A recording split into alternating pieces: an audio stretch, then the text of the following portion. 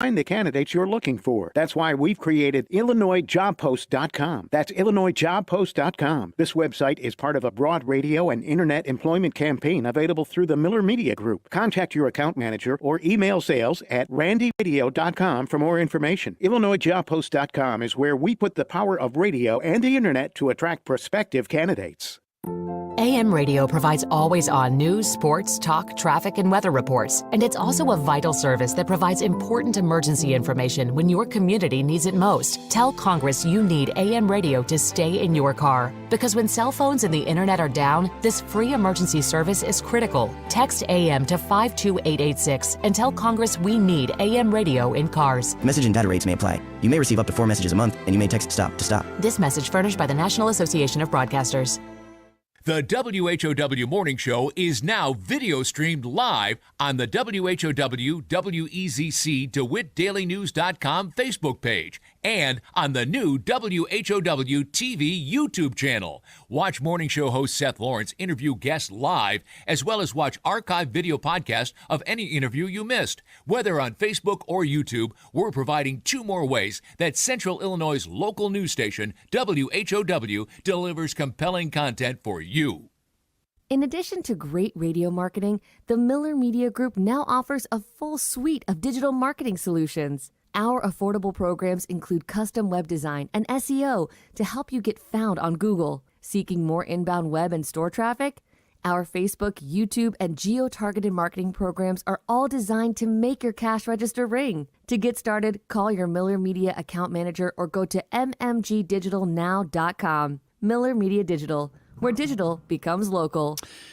News time is 10 minutes after 7 o'clock on this Tuesday. Top of the morning from the newsroom of Regional Radio and DeWittDailyNews.com. I'm Seth Lawrence with this expanded local newscast.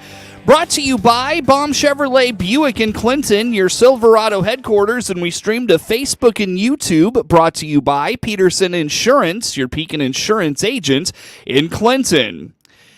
The City of Clinton leadership will soon begin forming a new strategic plan. City Administrator Taylor Baxter tells Regional Radio this is something that needs to be done for the community to start to move forward. He feels it is exciting to think about the future of the community. Very excited for this one, Seth. You know, you mentioned before just the vision and just how do we make Clinton a better place? And in order to do that, we need to have a unified vision. So how we do that is we hire out an outside consultant to help us with that, and we have worked with, his name is Jim Arndt, and he is with Arndt Municipal Services. He's a former city administrator. He has been a city administrator in the commission form of government, so he understands how we operate, how we do things.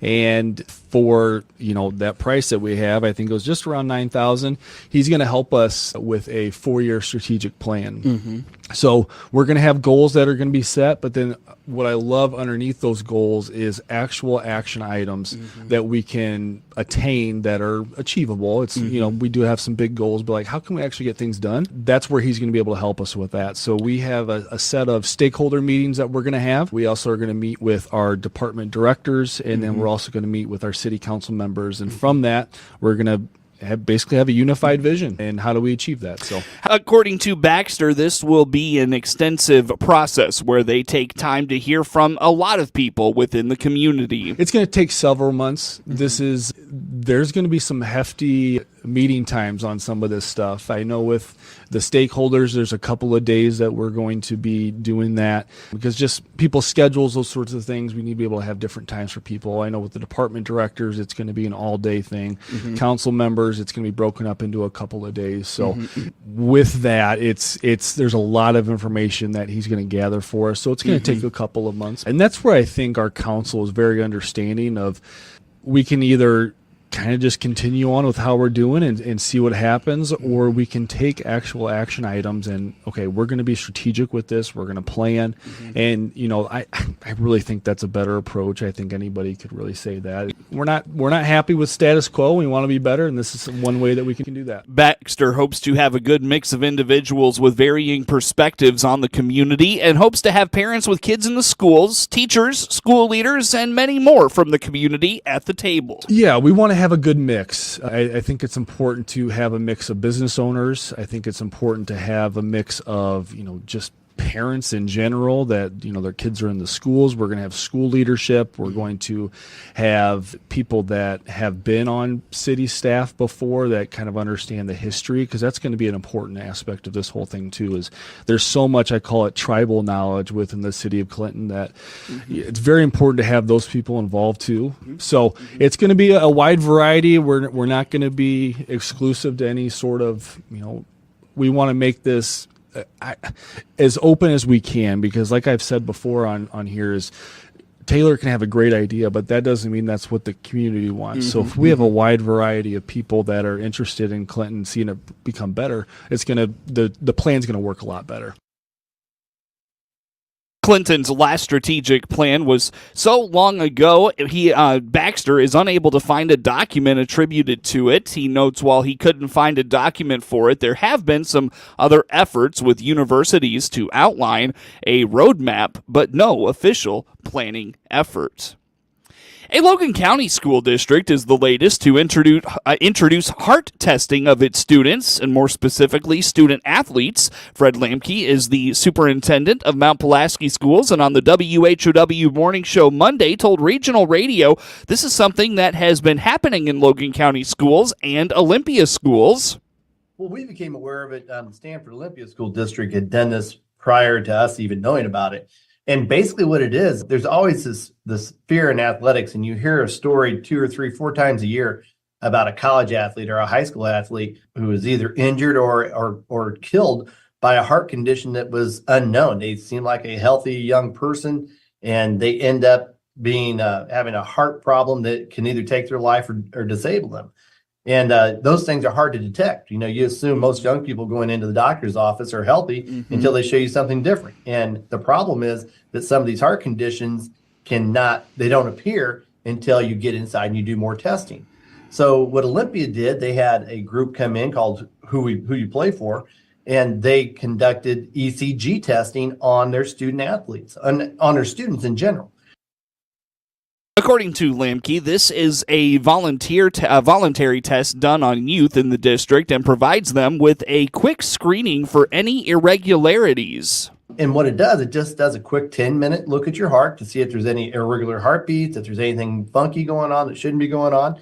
And then it brings out a report that you can then get to the families. So it's all really HIPAA sensitive in everything you do. And it doesn't override a physical that a student currently has, but it does allow you just an extra bit of information. So this got introduced to us by the Logan County Health Department, and I know Lincoln High School and Lincoln Elementary District 27 and ourselves all participated in this. And we were able to bring them in for $20 a student, and they came in and they did a 10-minute test on our kids, and we opened it up to anybody in our district that wanted, not just athletes. And we ended up with about 120 at the grade school, and we ended up with about 60 or 70, I think, at the high school. I think those numbers are correct. Voluntary, yeah. Yeah, you just have to say you wanted to do it, and the school said, we'll pay for it. And again, that report will go through our nurse, going straight to the family, and the family can decide how they want to move forward with it. That's awesome. And I think it's just a great screener out there. It's an insurance policy to make sure that our kids are safe and that, we take advantage of opportunities like that to keep them safe. The initiative is titled Who Do You Play For? And Lamke looks forward to it being an ongoing effort in Mount Pulaski. Piatt County Sheriff Mark Vogelzang is celebrating a grant his department recently received from the NRA. Sheriff Vogelzang explains they were able to secure around $900 for ammunition to train with. Yeah, it's one of those that I'm a big supporter of the NRA. They've got a dinner fundraiser every year, and a couple years ago when I was attending that, I learned of a grant that the NRA has for law enforcement and different agencies such as the Boy Scouts and stuff, where they provide ammunition and range supplies to different applicants. And submitted an application 2 years ago, was selected, ended up submitting an application again this year, and they ended up selecting us, our department again, for a grant in which we received roughly about $900 worth of ammunition. So that's going to allow us to have a few more open ranges for our staff this year. It's expensive to go out and train with the firearms, but it is critical that we do that So this will provide us some additional range time for our staff, that we can get them out there and run through some additional drills. According to Sheriff Vogelzang, an annual qualification is required. He notes while that is not a high bar to reach to attain that qualification, there's a lot more they can do to train. Correct. The state requires an annual qualification, but it's just that, it's a qualification. It's not true training. The state only requires you to shoot back 15 yards, which really isn't a great distance. So we try to do a lot of different things, whether it's precise marksmanship, whether it's a faster draw, moving and shooting, use of cover. The big thing is de-escalation. If you can be behind cover and try and have that de-escalation and try to resolve it the best that you can without the use of firearms, that's always great. But sometimes you don't have that opportunity. It's driven a lot of times by the suspects in these incidents. Sheriff Vogelzang indicates their range time has to be coordinated with the Monticello Police Department, which has its own range. We've got a great relationship with Monticello Police Department and Chief Ross. They are very kind in letting us use their range. It's very close to us, just down the street, actually. So we usually partner with them and train together whenever we can and use their range. There's some good private ranges that are around and let you use their range from time to time, but then you have that drive time that your staff is driving to, Champaign, Urbana, or Bloomington. So it is hard to find those ranges. I know there's a lot of departments that don't and have to rely on the few departments that do have a range. It's expensive. There's always the hazardous material. There's always the location. It's going to depend on, the sound, the shooting disturbs some people from time to time, and so you're always trying to deal with that as well. This was the first time the Sheriff's Office has taken advantage of funding from the NRA, but Sheriff Vogelzang indicates the NRA is also very active in a lot of firearm education opportunities for youth. News time is 20 minutes after 7 o'clock on this Tuesday. We've got plenty more to get to coming your way next on the WHOW Morning Show. Spring is in the air, so it's time to choose your new Silverado. This is Scott Baum from Baum Chevrolet Buick here in Clinton. We have a good selection of new Silverados with springtime savings and special finance rates. Choose from regular cabs, double cabs, or crew cabs in gas or diesel. We are also allowing extra money for your trade on all new Silverados this month. See our springtime Silverado inventory at BaumChevyBuick.com right from the start. News time is 20 minutes after 7 o'clock on this Tuesday. Again, I'm Seth Lawrence with you folks today for this expanded local newscast. State Representative Amy Ellick has been working on legislation designed to crack down on sexual abuse by educators and authority figures in schools. The Illinois House passed the measure last Friday that will do just that. The Illinois General Assembly has previously created strong protections for school children 17 and younger, but Ellick says it is currently not illegal for an educator or staff member to have sexual contact with an 18-year-old student. The General Assembly has made great strides over the last few years to protect students from sexual abuse in schools. However, we have unfinished work related to the protection of students ages 18 and over. Whether it's an 18-year-old senior in high school or a student with disabilities who stays in high school a little bit longer, we have a duty to make sure kids are not the victims of sexual exploitation all the way through the day of high school graduation. Ellick believes school staff who sexually abuse 18-year-old students should be charged with a Class A misdemeanor for their first offense and a Class 4 felony for any repeated offenses. House Bill 4241 passed unanimously on a 107-0 vote and now heads to the Senate for consideration. The Illinois Ag Leadership Foundation Class of 25 is making progress. Brad Suling of Carlinville is with Prairie Farms Dairy and is participating in this program. We have done so much. The Artist Communication Seminar up in Moline at John Deere last December was very interesting. As I said, that one brought me out of my comfort zone more than any of them. You spend a lot of time presenting and ways to present yourself in presentations in different manners. And the Washington, D.C. trip, that was just a once-in-a-lifetime trip. We met with so many people. met with my representative, Nikki Budzinski. She took time out of her busy schedule to come meet with us. Darren LaHood spent quite a bit of time with us. Those are people wouldn't have got to meet otherwise. It was just very cool to take a peek behind the curtain at offices like the USDA, Farm Bureau, Farm Credit, Farmland Trust. Those are just some of the places that we went throughout our week. And as Melissa said, using the network to get into those offices that you normally wouldn't get into is just very cool and something that a lot of people don't get to experience. So I would encourage anybody who wants to apply to definitely do it. To learn more about participating in the Illinois Ag Leadership Foundation Class of 27, visit agleadership.org.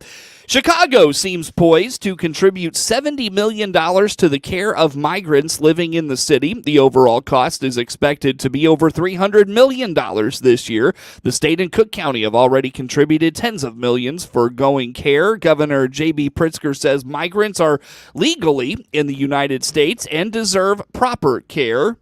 You know, there's a lot of hysteria that's going around about the fact that we have legal asylum seekers. They have papers, they're here legally in this country while they get a hearing, while they wait for a hearing, and that we're, trying to provide them, those who don't have work authorization, and we're trying to get more work authorizations for them because there are jobs available in Illinois for them. But we're just trying to provide them with some basic humanitarian care.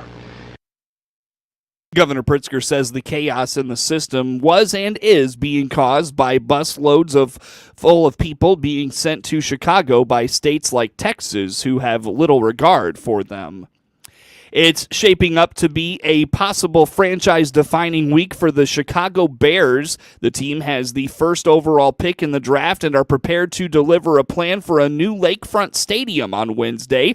Governor J.B. Pritzker continues to say he remains largely against funneling public dollars to help sports teams build new stadiums. I think it makes sense for them to put something forward that has significant private dollars put forward, and to figure out what the city of Chicago is interested in helping to fund. And of course, at that point, we'll have something to look at and consider. But again, I'm reluctant to, I think I've said this many times, but I have the same position. I'm reluctant to commit taxpayer dollars significantly to a private business that is, again, we support private business coming to and growing in Illinois.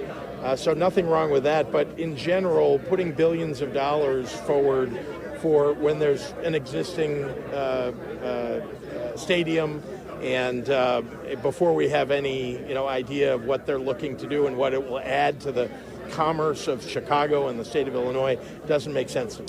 The Bears hold the first and 9th overall picks in the draft, which is Thursday night.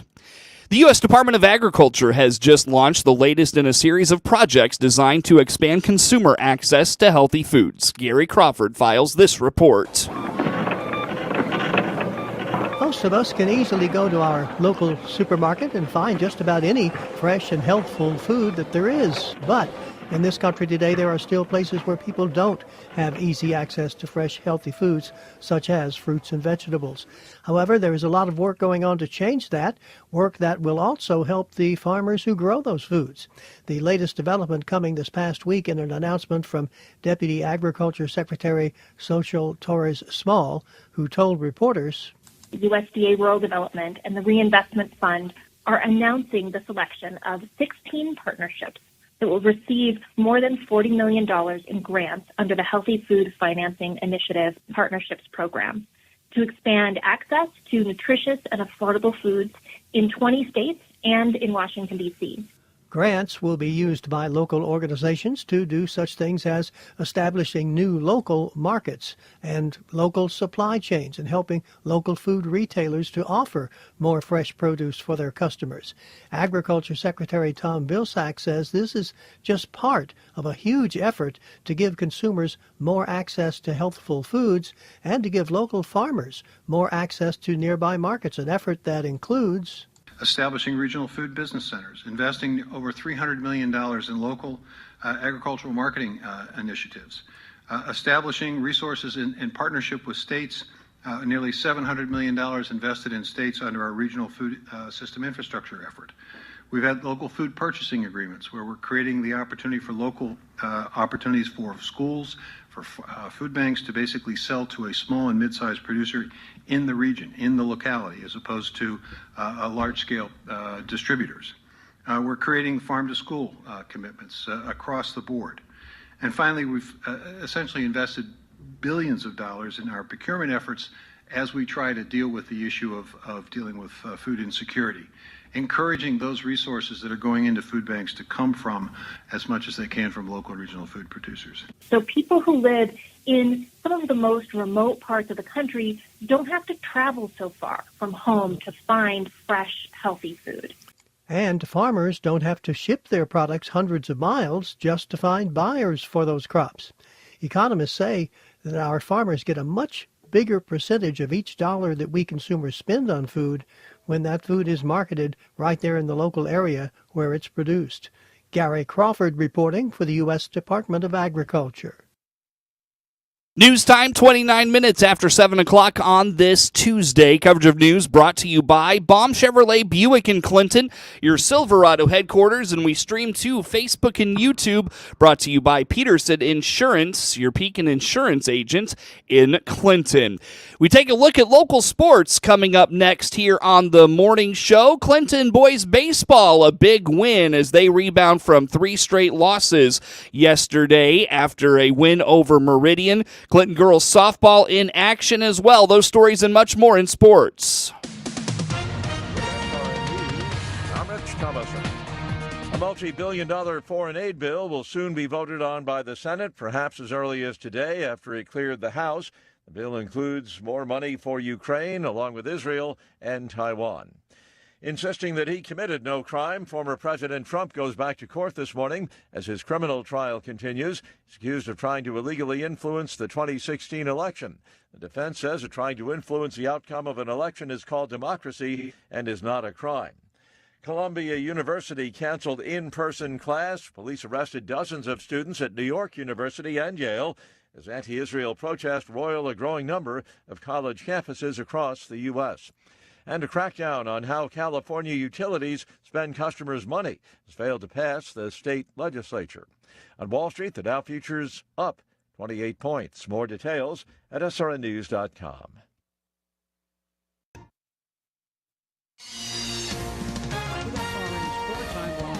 Down to the ice where the Maple Leafs tie their series with Boston at a game apiece, beating the Bruins 3-2. Toronto forward Austin Matthews says he switched into autopilot mode during his breakaway before scoring the game winner in the third period. I think it's just happening so fast, you don't really have time to think. It's honestly just kind of instincts and just trying to make the right play.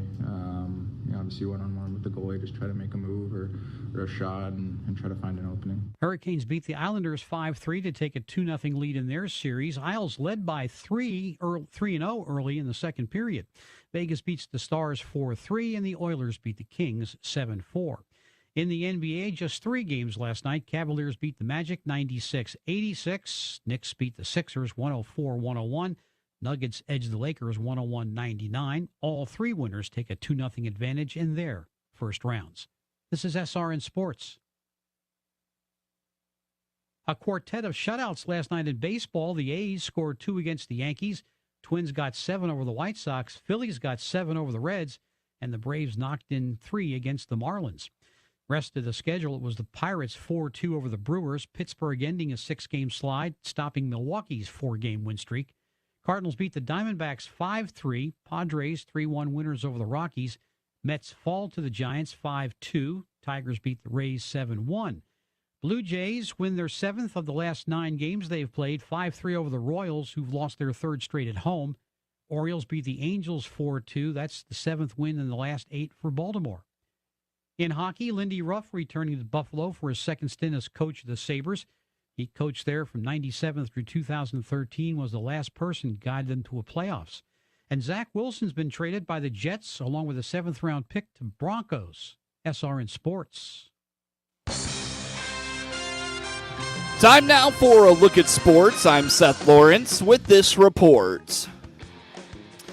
Ryan Pine drove in 4 runs to pace a balanced Clinton offense, who pulled away from Meridian for an 11-1 win in Central Illinois Conference high school baseball action from Clinton Monday. Pine finished 2 for 2 with a triple and 4 RBIs. Brock Wilson was 1 for 3 with 2 RBIs, a run scored, and walked at the top of the Maroons' order. Clinton jumped out to a 3-0 lead after 2 innings and extended its lead to 8-0 before a 3-run 6th inning put the game away on a run rule walk-off. Brooks Kluver was 3 for 4 with a run scored. Colton Walker finished 2 for 4 with an RBI and scored twice. Monday's win was much needed for Clinton, who had dropped its last 3. Mason Walker scored twice, finishing 1 for 3 with a walk. Clinton goes to 14-6 overall and 5-1 in the CIC.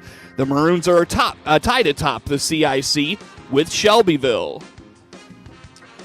Meridian's Ashley Schelling was too much for Clinton as Meridian no-hits Clinton 7-0 in Central Illinois Conference high school softball action from Clinton Monday. Schelling struck out 15 across 7 scoreless, hitless innings for the Rams. She issued just 2 walks in the no-hit effort. Only Brooke Reeves and Heidi Umble reached base on the free pass for the Lady Maroons. Clinton drops to 8-9 overall and 2-4 in the CIC. Indiana commit Henry Brummel had a crowd of big league scouts in Monticello Monday, and the Pontiac senior did not disappoint as he carried the Indians to an 8-1 win in Illini Prairie Conference high school baseball. Brummel struck out 15 across 6 2/3 innings of 1-run ball. The 1 run he allowed was unearned. He worked both sides of the plate effectively with a dominant fastball and a sweeping breaking ball that was unhittable. Brummel also finished 4 for 4 at the plate with a double and 4 RBIs. Caden Mashing and Henry DeYoung added run-scoring doubles for Pontiac, who has struggled offensively at times this spring. The Indians are without Valparaiso commit Michael Kuska, who is out with a leg injury this spring. Dylan Brown recorded the only extra base hit for the Sages, finishing 1 for 3. Jacob Long was 1 for 3. For Monticello, Brown's barreled double off the left field fence in the 7th inning earned him the Serve Pro of Piatt DeWitt County's player of the game. For the Sages, Pontiac goes to 6-11 overall and 4-2 in the Illini Prairie Conference. Monticello drops to 22-1 overall and 5-1 in the IPC. Monticello travels to Downs to take on Tri-Valley Wednesday. A rally for Monticello in the bottom of the 7th inning fell short as Pontiac held off the Lady Sages 4-3 in an Illini Prairie Conference high school softball matchup from Monticello Monday. Marissa Miller cleared the bases with a 3-run triple in the 7th inning, but Monticello could not bring her in as the tying run in the 7th. Avery Schweitzer, Lindsay Treebaum, and Lucy Leatherwood recorded base hits for the Lady Sages. Cassidy Stoffel allowed 4 runs, 3 were earned in a complete game effort in Circle for Monticello. The sophomore struck out 4, walked 3, and permitted 7 hits. The Lady Sages dropped to 13-10 overall and 2-3 in the Illini Prairie Conference. They are at Urbana this afternoon. A fast start helped Blue Ridge blank Cerro Gordo-Bement 9-0 in Lincoln Prairie Conference softball action Monday in Farmer City. The Lady Knights jumped out to a 5-0 lead and added 4 more runs in the 4th. Lily Anger paced the Blue Ridge offense, finishing 1 for 2 with 3 RBIs and scored twice. Cassie Zimmerman was 1 for 3 with a double, 2 RBIs, and 2 runs scored. Ellie Schleeper was 2 for 3 with a double and 2 RBIs. She also went 7 shutout innings in Circle for the Lady Knights. Schleeper permitted a hit and issued 3 walks while striking out 9. Ellie Hayward added a double for Blue Ridge, and Carson Steiger drove in a run. The Lady Knights go to 7-11 overall and picked up its first Lincoln Prairie win, moving to 1-4. They host Tri-County Wednesday afternoon in more Lincoln Prairie Conference play. Landon Smith homered, and Chance Payne had a huge day at the plate, leading Mount Pulaski to an easy 19-1 win over Springfield Lutheran in non-conference baseball action from Springfield Monday. Smith was 2 for 3 with a homer, a double, and drove in 3 while scoring 3 runs. Payne was 4 for 4 with a double and 3 RBIs while scoring 3 runs for the Hilltoppers. Eric Cooper drove in 3, finishing 1 for 2, and also scored 3 runs. Luke Martin had an RBI double, while Colt Sellinger, Franklin Wade, and Carter Clark and Tucker Fitzpatrick drove in runs for Mount Pulaski. Preston Cowan had 2 RBIs. Cooper struck out 7 in 3 innings of 1-run ball for the Hilltoppers. Aaron Volley struck out 3 in a scoreless inning of relief. Mount Pulaski is 16-1 overall. They have a tough matchup with Route Catholic scheduled for this afternoon. Normal Community scored 10 runs in the first inning and easily took down Peoria Richwoods 17-0 in 4 innings Monday from Peoria. Caleb Hackman was 3 for 3 with a double, 4 RBIs, and scored 3 runs. Dexter Niekamp went deep for the Ironmen. Luke Drangwitz tripled and drove in 2. Drew Stevens hit a double. Anthony Gura tripled, had an RBI, and scored twice for the Ironmen. Ryan Teeley also had an RBI. Ethan Eberly breezed through 4 scoreless innings. The Louisville commit struck out 10, walked 2, and allowed a hit. Normal is 19-2 overall and 9-0 in the Big 12. They travel to Urbana today before hosting Urbana Thursday in more Big 12 play. Max Kepler had 2 hits and 3 RBIs in his return from the injured list as the Minnesota Twins beat the lowly Chicago White Sox 7-0 Monday night. In a game heard here on WHOW, Chris Paddock struck out 10 in 7 innings to win as a starter for the first time in nearly 2 years. Edward Julian homered among his 3 hits. For Minnesota, blanked for the 8th time this season and once in each series. Chicago has lost 10 of 11. The Sox fell to 3-19 overall, the worst record in the big leagues. Nicky Lopez and Danny Mendick had 2 hits each. Gavin Sheets and manager Pedro Grifal were ejected for arguing balls and strikes in the 8th inning. Making his second career start, Chicago's Jonathan Cannon allowed 9 hits, 6 runs in 3 2/3 innings. He held Kansas City to 1 run and 3 hits in 5 innings. Back on April 17th, 3 straight one-out singles in the 4th amounted to no runs for Chicago, which has scored an MLB worst 45 this year. Twins first baseman Alex Kirilloff snared a 104.7 mile-per-hour liner from Andrew Vaughn, and Paul DeYoung struck out on 3 pitches. Tuesday's second game of the 4-game set pits Chicago's Eric Fetty and Minnesota's Pablo Lopez as the scheduled starters. Nolan Gorman snapped an 0-for-19 slump with a 2-run homer in the bottom of the 9th inning that gave the St. Louis Cardinals a 5-3 victory over the Arizona Diamondbacks on Monday night.